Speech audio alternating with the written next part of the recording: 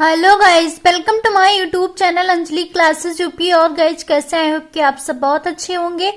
तो गाइज आज हम लोग पढ़ेंगे स्वर और व्यंजन तथा ये जानेंगे कि स्वर कितने प्रकार के होते हैं और व्यंजन कितने प्रकार के होते हैं। तो गाइज अगर आपने अभी तक हमारे यूट्यूब चैनल को सब्सक्राइब नहीं किया है तो प्लीज आप हमारे यूट्यूब चैनल को सब्सक्राइब कीजिए, हमारे यूट्यूब फैमिली में जुड़िए। हमारे यूट्यूब फैमिली में आपका स्वागत है। तो आई होप आप लोग वीडियो को लाइक भी करेंगे और चैनल को सब्सक्राइब भी करेंगे। तो आज की टॉपिक जो है वो है स्वर और व्यंजन। ठीक है, तो चलिए हम लोग पढ़ते हैं स्वर और व्यंजन। स्वर किसे कहते हैं? तो स्वर है जिन वर्णों के उच्चारण में बिना किसी रुकावट के मुंह से हवा निकले उसे स्वर कहते हैं। स्वरों का उच्चारण स्वतंत्र रूप से किया जाता है। हिंदी में स्वर वर्णों की संख्या 11 है। ठीक है, तो गाइस इसमें क्या होता है कि हम स्वर में हम किसी दूसरे शब्द की सहायता नहीं लेते हैं, ये स्वतंत्र होते हैं, स्वतंत्र रूप से स्वर का उच्चारण किया जाता है। और ये हिंदी में 11 होते हैं जिनका वर्गीकरण कुछ इस प्रकार है। पहला स्वर हमारा होता है हास्य स्वर।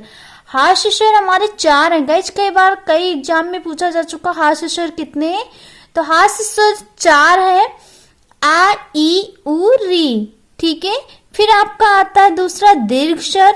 दीर्घ स्वर में बड़ा आ, छोटी ई, बड़ा ऊ, ये ए वो अ, इनकी जो संख्या वो होती है वो 7 है।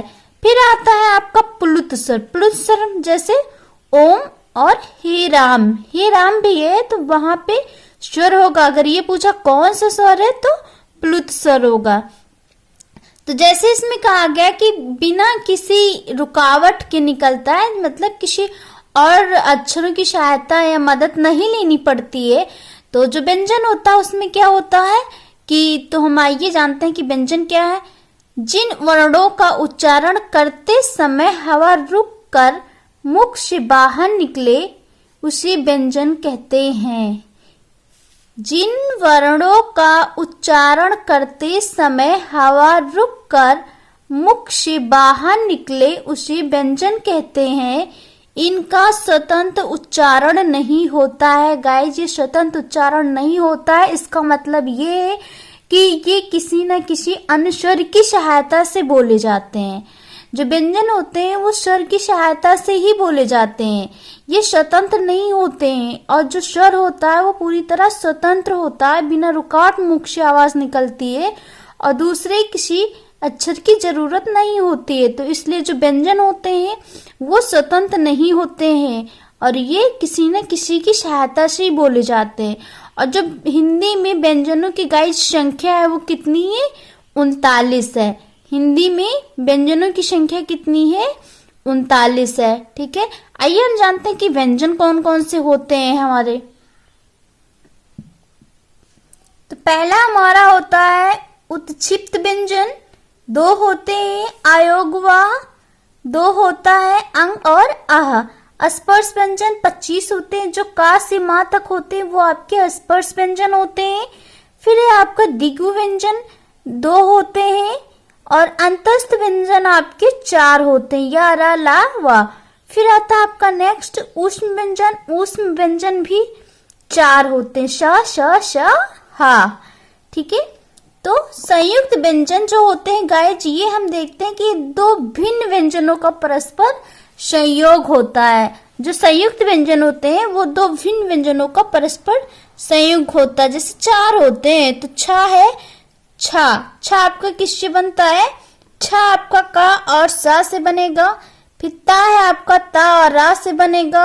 ज्ञा आपका जा और या से बनता है और स्रा आपका सा और रा से बनता है। ठीक है, तो ये है आपके व्यंजन। अब चलिए हम लोग जानते हैं कि उच्चारण स्थान क्या है इनका। तो जो उच्चारण स्थान है वो कंठ में छोटा, बड़ा, का, खा, गा, घा, अंगा, हा और आहा आता है। तालु में ई, बड़ी, चा, छा, जा, झा, या और सा। मूर्धा में री, टा, ठा, डा, ढा, आड़ा, रा और शा आता है।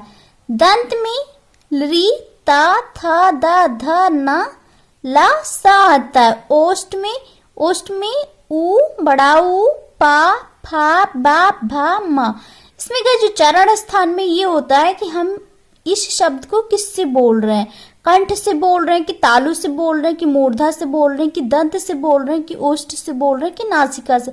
जैसे हम क्या बोलते हैं, ये पा में देखो हमारे ओंठ जो होते हैं वो दोनों मिल जाते हैं आपस में, तो ये हमारा ओष्ठ हो गया। फिर नासिका, अगर अंगा लिखा है ना तो वहां पे हम क्या करते हैं, नासिका की सहायता से बोलते हैं। फिर आपका आता है ये और ए, ये ए आपके कंठु तालु में होते हैं। तो आई होप कि आपके लिए वीडियो हेल्पफुल होगी और आपको समझ में आ गया होगा। तो अगर आपके लिए वीडियो हेल्पफुल है तो प्लीज चैनल को सब्सक्राइब करें और वीडियो को लाइक करें। Thank you everyone.